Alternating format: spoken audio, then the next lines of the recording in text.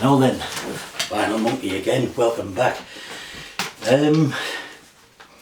Yeah, I was watching some YouTube vinyl community videos the other day, including Harris Pilton's, who I've always said I enjoyed, and I wondered that if I wore a cap like he does, you know, maybe I could become half as erudite, witty and entertaining as he is. So anyway, here goes, I'll give it a go. Let us know what you think.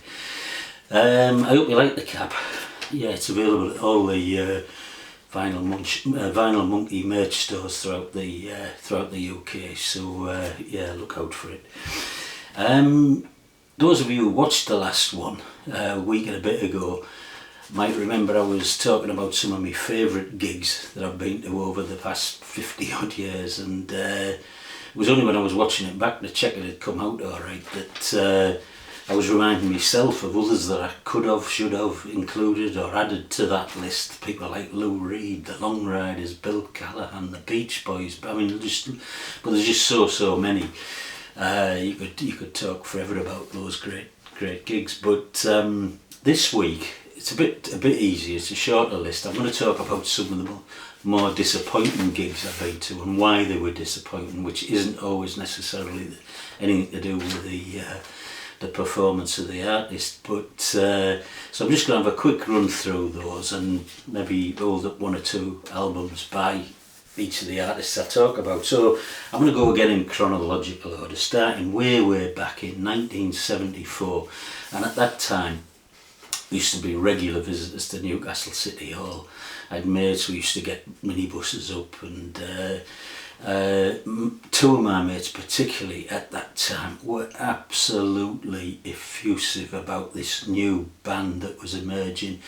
They'd bought their early albums, they were raving on about them.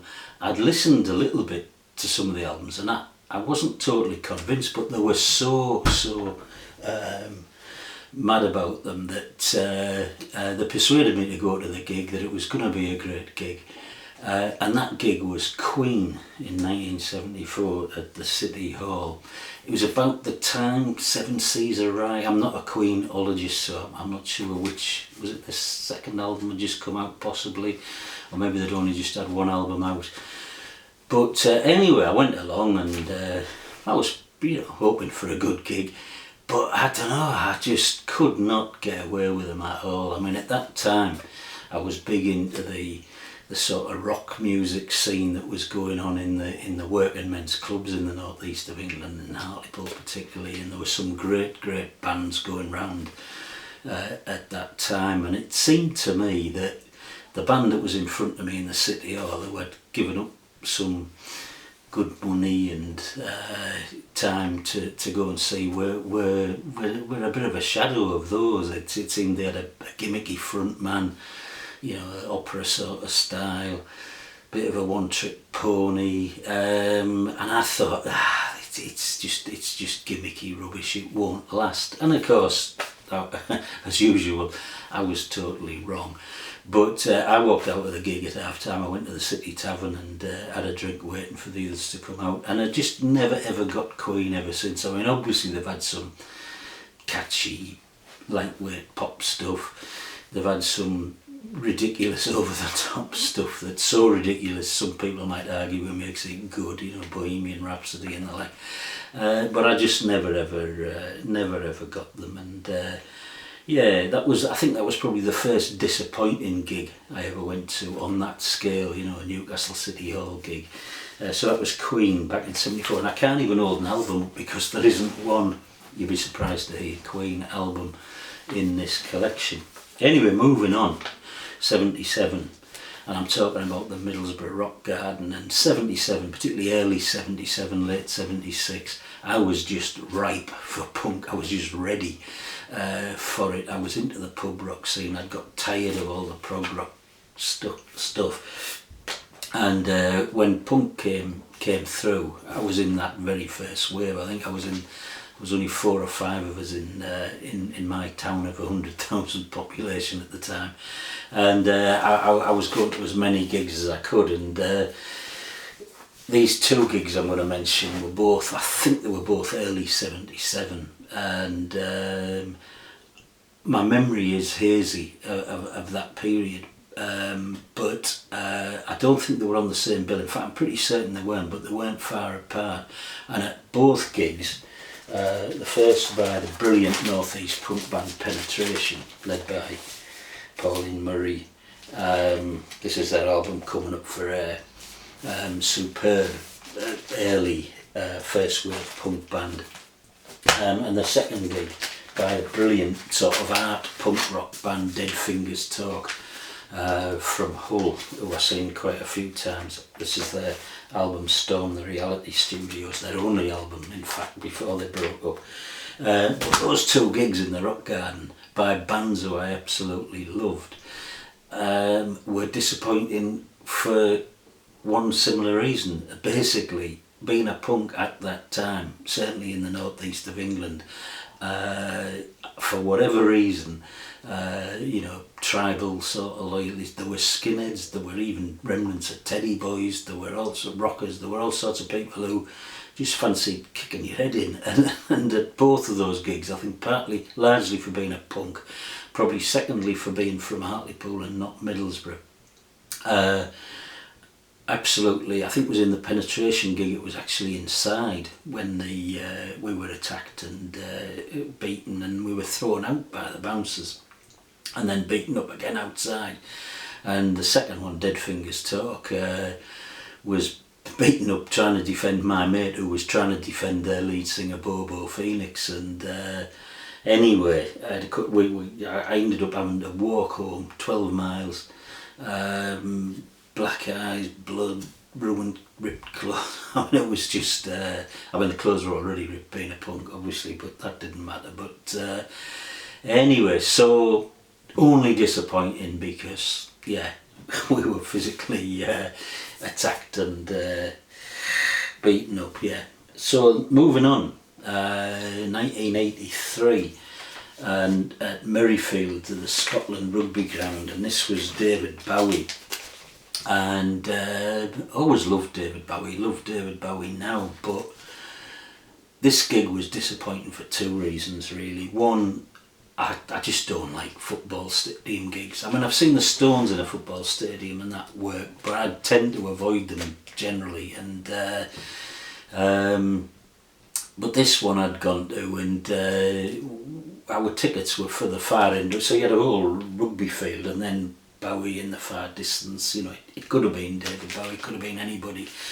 But the second reason it was disappointing is he was promoting this album, Let's Dance, and I think it is, for me, one of his weaker albums anyway. Perhaps, I don't know about the weakest, but certainly one of the weaker ones. So for those two reasons, it was a real disappointment and a long drive. And yeah, so Bowie at Murrayfield in '83, and I wish I'd seen him anywhere else at any other point in his brilliant career, but that was the only time I seen him, unfortunately.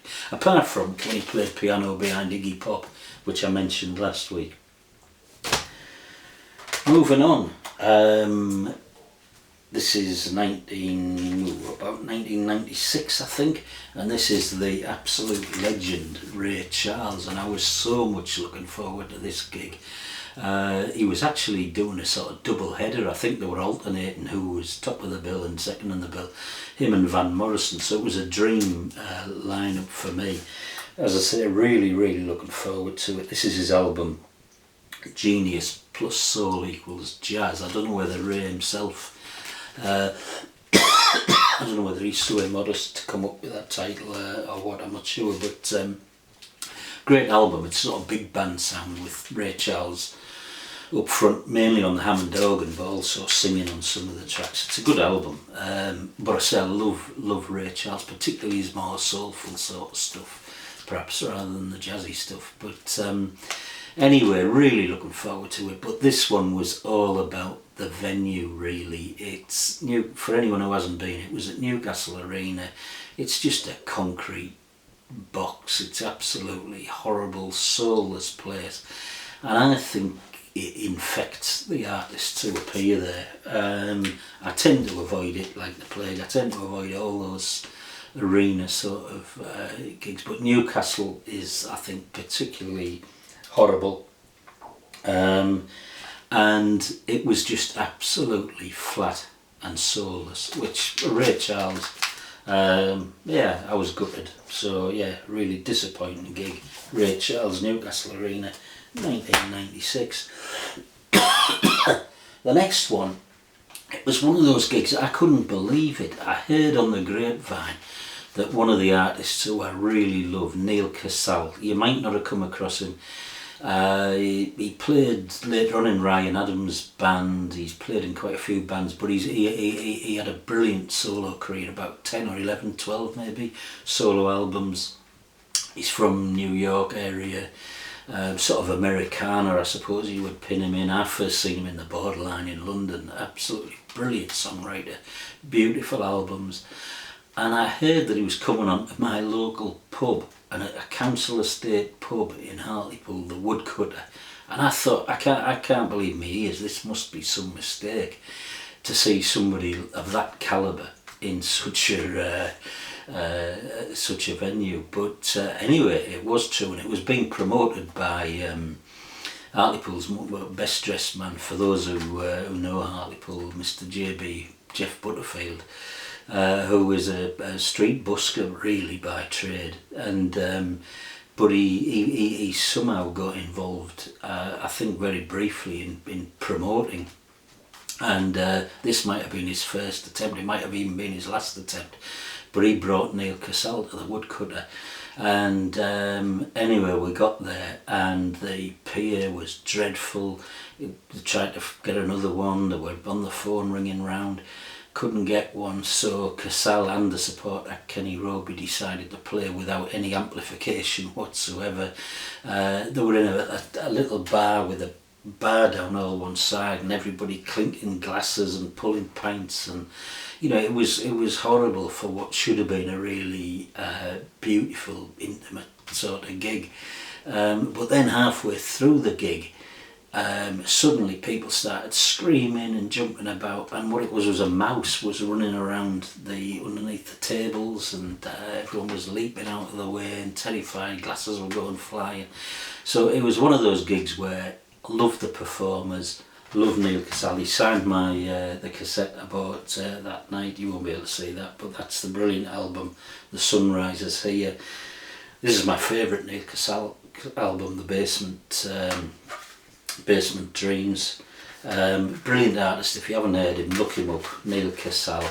Only disappointing because of the venue and the state of the equipment they were provided with. But and it was a bit embarrassing, and I did go up to him and apologise for bringing him to my council estate and letting him down really. But anyway, the next one was this was for me a dream lineup. It was a charity gig. I've forgotten the blinking charity, but it was a charity that I support, and it might have been to do with homelessness. I can't remember now, but it was at Shepherd's Bush Empire in London, and the lineup was John Cooper Clarke, the Alabama Three, and Shane MacGowan. Well, I'd never seen John Cooper Clarke, and I always wanted to.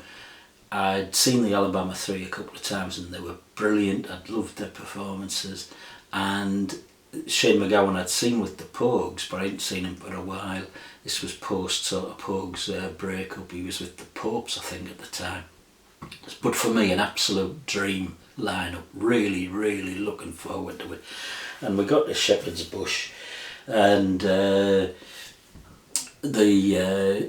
crowd were there, the anticipation was high, and this guy come out and he announced that sadly John Cooper Clarke was off the bill. He couldn't be there for whatever reason. I can't remember now the reason.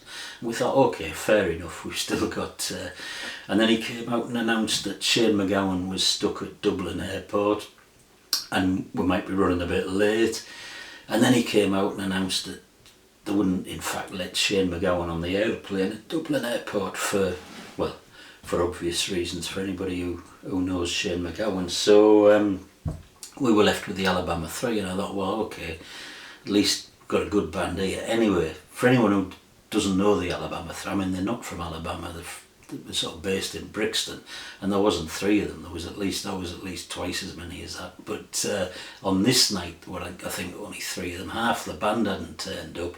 The half that had turned up was stoned off their nuts and were just totally incoherent. It was a total mess. So it was a trip to London, a hotel, and everything for what was just a total abomination. A real disappointing night, yeah.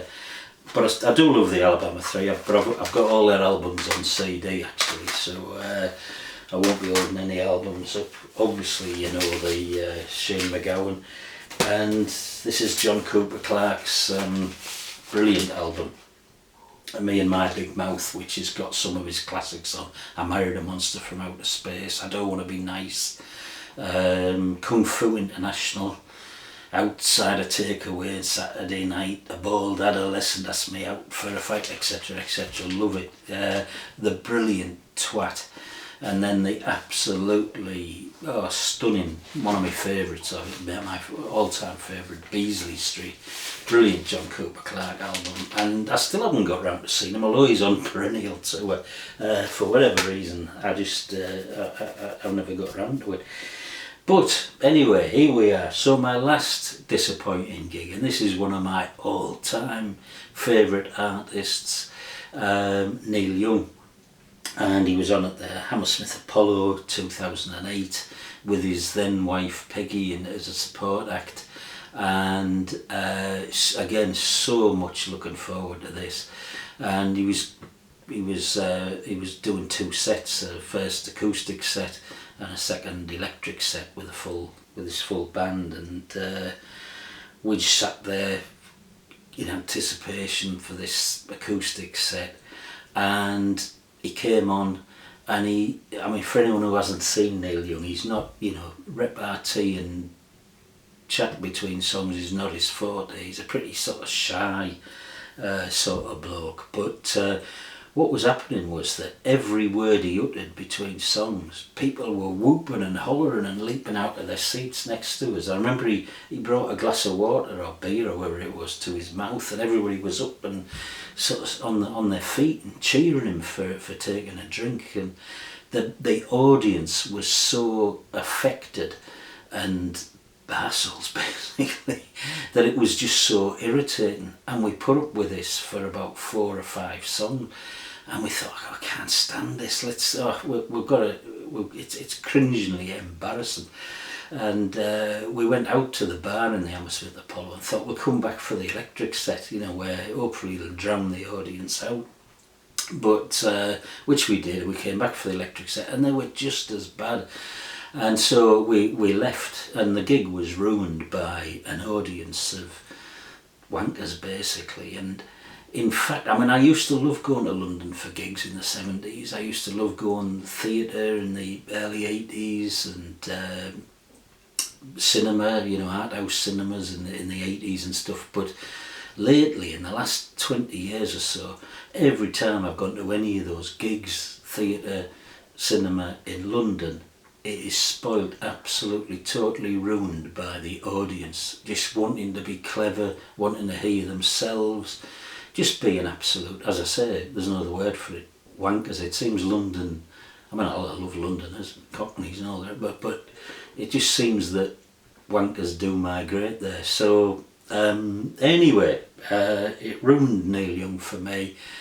I now don't go to any, I'll go to the odd gig maybe in London in the smaller venues, but I will not go to the cinema or the theatre in London ever again now. And the album I was going to show anyway was this, as if I was going to see Neil Young. I wish I'd been at this gig that informed this box set, Way Down in the Rust Bucket, which is 4 live albums taken from a sort of performance at a small venue as he was warming up for a tour way back in about 1990 with Crazy Horse. And it's just Neil Young at his very, very grungy best with his brilliant lead guitar, and we'll maybe go out on a little bit of this. And this is the sort of Neil Young I wish I could have cheers everybody.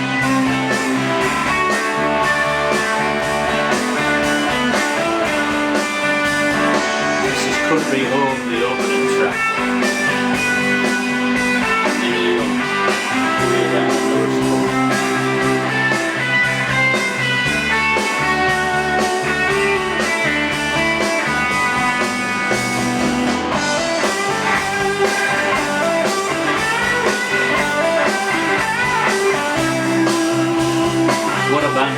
Crazy Horse.